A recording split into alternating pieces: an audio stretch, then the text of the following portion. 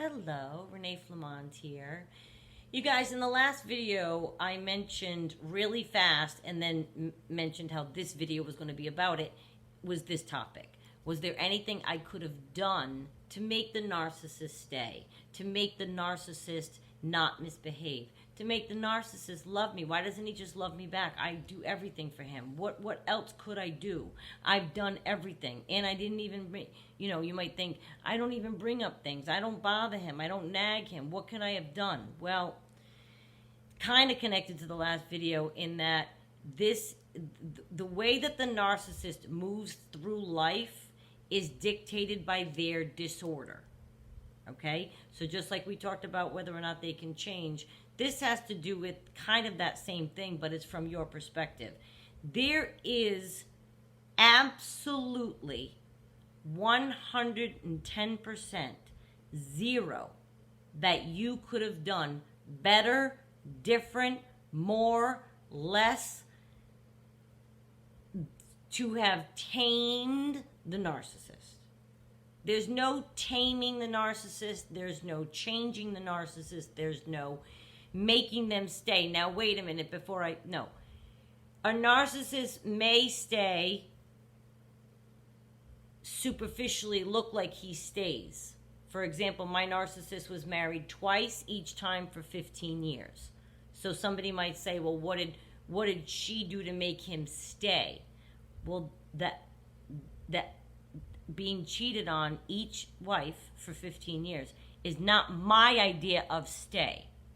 So when I say make them stay, I mean honest and true, royal, monogamy, make them stay. Not, can you affix a narcissist to a family situation and make him stay? Yeah. He's going to cheat the whole time. They need what they need. They need new supply. They need people to revere them. They need people to look at them and swoon like they've never seen them before. Regardless of how good it is at home, it gets old for the narcissist. You might say, well, I treat him like he's a king, and I tell him he's a big deal all the time. Okay. How can I put this? Okay, let's think of a movie star. Think of a movie star. What if the movie star only had one fan? They wouldn't be a movie star, right? Because that's about numbers. That's about ticket sales. That's math for the artist, for the person in that industry, right? They have to have more than one fan.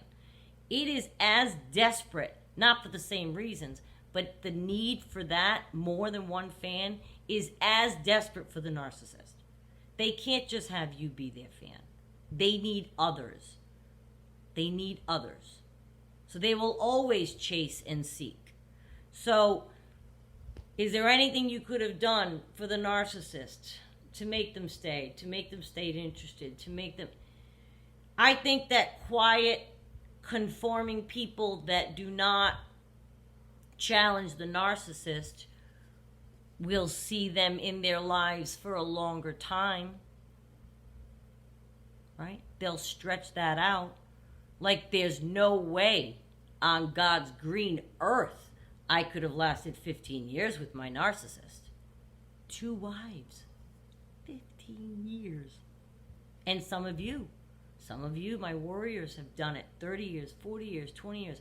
But guess what? We're all getting awake now. We're getting educated. And we're learning not to knock yourselves out doing everything under the sun to try to get them to budge, move, see you, respond, stop misbehaving. Their disorder dictates their behavior, not what we do or don't do for them. It has nothing to do with us. That's why, regardless of who is us, they behave the same way. My position is now being filled by somebody else. It was being filled by somebody before me, before that person, and his wives. But every single person that is with that narcissist has had the same thing done to them. So it's not this person's position. It's not the person holding this position's responsibility. We've all done different things. We've probably all knocked ourselves out because it's what you do when you're on that hamster wheel trying to get back to that love bombing. We'll do anything, say anything. We try to act right, look right, eat right, be right, sleep right, be quiet when he wants us quiet, vivacious when he wants us vivacious, say yes when he wants to be spontaneous. Da-da-da. It's exhausting. Guess what? None of it does anything. I could have saved myself a lot of time, a lot of effort, a lot of empty effort. Like, I think of things right now, I'm like, God, I wish I didn't do that. I wish I didn't do that. Those are 3 hours I'll never get back. But you keep trying anything. Anything. And there is nothing. If you find yourself bargaining things that you know you won't do or don't want him to say yes to, you find yourself begging him when you're the injured party. Please don't. Honestly, no, I'll get over. Like, we can find our way back. Like, I promise. I love you. I'll always love you. Like that Johnny thing. Like the Johnny Depp blurb I played at the top of the Johnny Depp video a few back now. He says, I'll love you. Even if you don't love me, I will love you. That's how we feel. So we'll do anything. They don't feel the same way for us. They have one eye on something else at all times. Whether it's a partner, friend, business partner, family. They need more than one fan. That's why they're the ones in the room, probably trying to command attention with a story or a boisterous attitude or a loud volume or they're blaring music. I had people here one night. We were out on the porch, me and 2 of my girlfriends in from Jersey. And we're sitting out on the porch, and I had music on, but I have it on in here with the doors open so that you can hear it outside, but you can still talk. He comes in, blares the music, and I came in and said, oh, we can't hear, and I put it back down. Does it again. 3 times in 30 seconds. Back and forth, back and forth, back and forth. Now, this is a grown man. It wasn't to be funny at this point. I was aggravated. He knew it. I'm walking up. I'm trying to visit with people. Wanted attention. Wasn't getting it. Blared the music like a child. 63-year-old man. When I don't know why I got off on that tangent. Oh, I guess because what I was saying was they just want all the attention all the time. They want all the fans they can get. They want everything to be on them, eyes on them, talk about them, look at them, make a statement when they walk in. That's all part of that disorder that they have, that they want to be front and center, their grandiose, entitled selves. And if you fit into that, great. The second you don't, the second you see their mask fall off and they know you're not going to see them the same way again, I don't care what you come out with or what you do. They're interested in getting new supply to look at them now and swoon. They have to be revered. Once we see them, they know we can't unsee their bad behavior. And that is true, regardless of what you tell yourself. And so they want to get somebody fresh and new who doesn't know their bad behavior. They will, eventually, right? But the narcissist loves,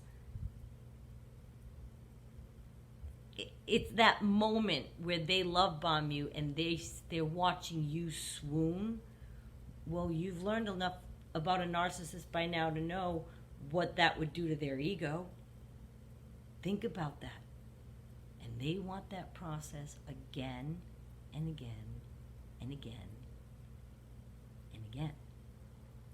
So you might say, well, I've been with him 40 years, and every time he walks into the room, I lose my breath. Yeah, it's beautiful. I get it. It's not enough for them. It's the movie star having one fan. They need more than one, or they will die. They need the attention. They need the ego boost. And you alone are just never going to be enough. Not for any narcissist. There's no one person for any narcissist that would have been enough. Ever. It's an impossibility.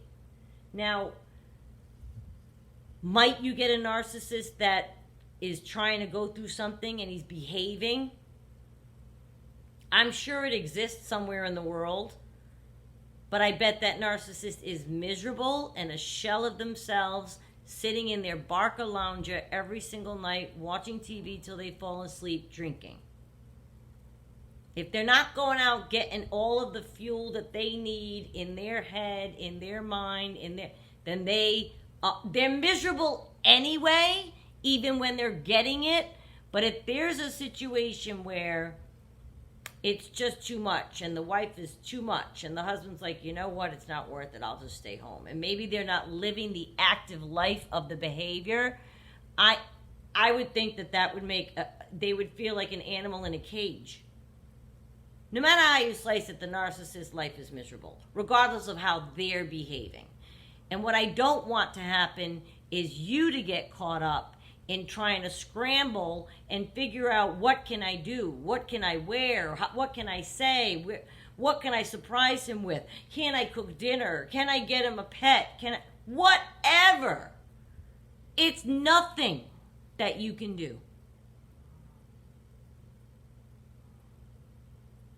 And if there were something that any of us can do, to make them happy and have a moment like a good day, it's still going to be very short-lived. Like, in other words, I'm not trying to make you think like the things that you do don't bring somebody joy or happiness. I'm sure they do. But with a narcissist, it's short-lived. They're always looking for the next thing. It's not going to change their mind or their heart or the damage that was done to them as a child, or the idealization they had as a child. That can lead you to this disorder just as much as being an abused, neglected, ignored child. Yeah. Think about if you're a child and nobody ever told you that you did anything wrong, and everything you ever did, you turned into being something rosy, and your mother just worshipped you and you never got in trouble even though you were torturing your sister. I think that's what happened to my narcissist. I think. I'm not a doctor, but just from what I listened to, and it seems that she never told him anything he did was wrong. And to this day, she knows what he's doing on all his wives. He calls her every day. He gets the feeling of it, I guess. He talks to the other wives. She talks to his other wives. And I'm fascinated by where they land in this disorder being non-changeable is from something at such a young age. And I'm fascinated by the fact that we continually think we can change it.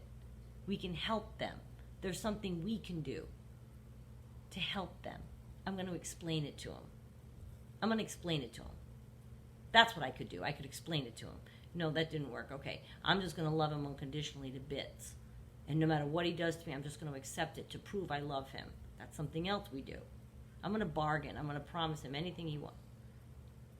There's nothing you can do, because you know what? They're going to move on eventually anyway when they know. He knew his mask was off. I did not see him the same way again, and I kept challenging him about it. And that's all I wanted to talk about if he came. I was like, no, I'm not talking about anything else until we finish talking about that. I'm not talking about, oh, how are you? And then good to see.